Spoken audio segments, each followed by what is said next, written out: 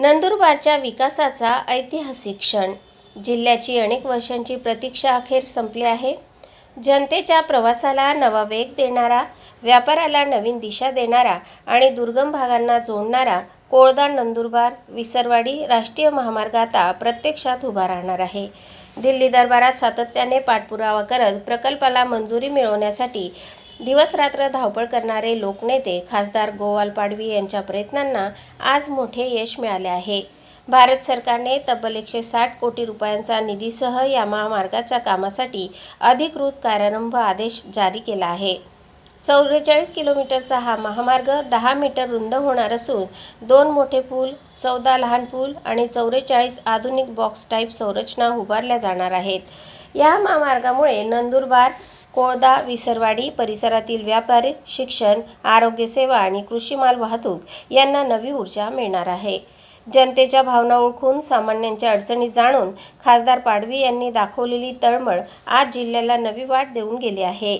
याचबरोबर नंदुरबार, तळोदा, अक्कलकुवा या 4 पदरी महामार्गाचे भूअधिग्रहणही अंतिम टप्प्यात असून लवकरच या मार्गालाही गती मिळणार आहे. नंदुरबार जिल्ह्याचा सर्वांगीण विकासाचे नवे पान आता प्रत्यक्षात लिहिले जात आहे. ही केवळ कामाची सुरुवात नाही, हा जिल्ह्याच्या स्वप्नपूर्तीचा मार्ग आहे. धुळे शहर हादरवून सोडणाऱ्या बाबा धीरज सिंग यांच्या हत्याकांडाला नवे वळण मिळाले आहे. धुळे मनपाचे प्रथम महापौर आणि उद्धव बाळासाहेब ठाकरे या गटाचे सहसंपर्क प्रमुख भगवान बापूजी करंकाळ यांनी धुळ्यात पत्रकार परिषद घेऊन धक्कादायक दावा केला आहे. या हत्येमागे एक मोठी व्यक्ती मास्टर माइंड आहे. गुरुद्वारातच झालेल्या प्राणघातक हल्ल्यात गंभीर जखमी झालेल्या बाबा धीरज सिंग यांचे मुंबईत उपचारादरम्यान निधन झाले. मात्र हा हल्ला साधा नसून सुनियोजित कट असल्याचा करंकाळ यांचा आरोप आहे. या संपूर्ण प्रकरणाचा तपास CBIकडूनच व्हावा अशी त्यांची ठाम मागणी आहे.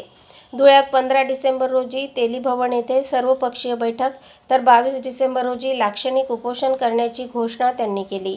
आपल्या श्रद्धा, भक्ती आणि सामाजिक सलोखा यांच्यावरच हल्ला आहे असा रोष करंकाळ यांनी व्यक्त केला. धुळ्यातील शांतता राखण्यासाठी बाबा धीरज सिंग यांनी तब्बल 45 वर्ष कार्य केले आणि अशा व्यक्तीवर झालेला हल्ला म्हणजे समाजाच्या मनावरचा आघातच असल्याचे त्यांनी सांगितले. हल्ला करणाऱ्याला बाहेरून मार्गदर्शन करणारा मास्टर माइंड असल्याचा गंभीर संशय देखील त्यांनी यावेळी व्यक्त केला. हा सेवा आणि समर्पणावर हल्ला आहे, हा साधू समुदायावर हल्ला आहे, हा संतांवर हल्ला आहे असं माझं मत आहे. सरकार काय करते? खुर्च्या मिळवायच्या वेळेला हे हिंदुत्वाचा बुरखा धारण करतात आणि यांच्याच राज्यामध्ये एक एक करून संतांची हत्या होती. म्हणून त्यांचा निषेध करावा तेवढा थोडा आहे.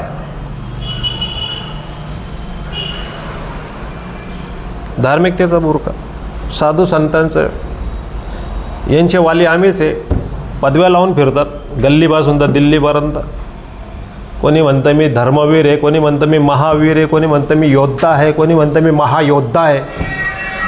मग तुम्ही किरकोळ गोष्टीवर तुमचं लक्ष आहे, मग एवढा मोठा हल्ला होतो साधू समुदायावर, आमच्या आध्यात्मिक विभूतीवर, आध्यात्मिक गुरुवर, तर तुम्ही काय करता? काल बाबा धीरज सिंगजी ज्यांच्यावर 1 डिसेंबरला प्राणघातक हल्ला झाला होता, त्यांची प्राणज्योत मुंबईमध्ये कोकिलाबेन अत्यंत मोठ्या रुग्णालयामध्ये प्राणज्योत मावळली त्यांची आणि आज त्यांच्यावर अंतिम संस्कार झाला. हा साधू समुदायावर नाही तर हा भक्ती आणि श्रद्धेवर झालेला आघात आहे. या आघाताच्या मूळ तळाशी जायला पाहिजे अशी माझी इच्छा आहे आणि भक्तजनांची बी इच्छा आहे.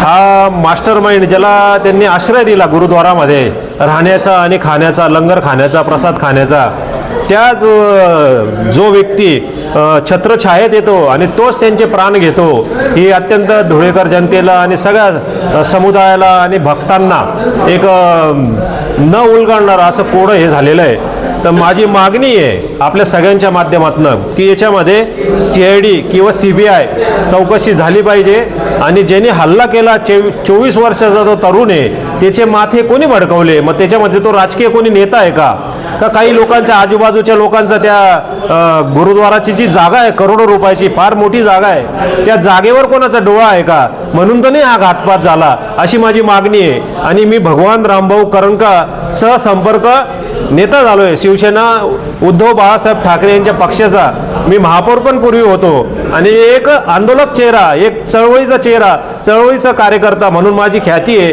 म्हणून मी अत्यंत संवेदनशील या विषयाला मी हात घातलेला आहे. हा विषय तडीत जात नाही तोपर्यंत मी स्वस्थ बसणार नाही.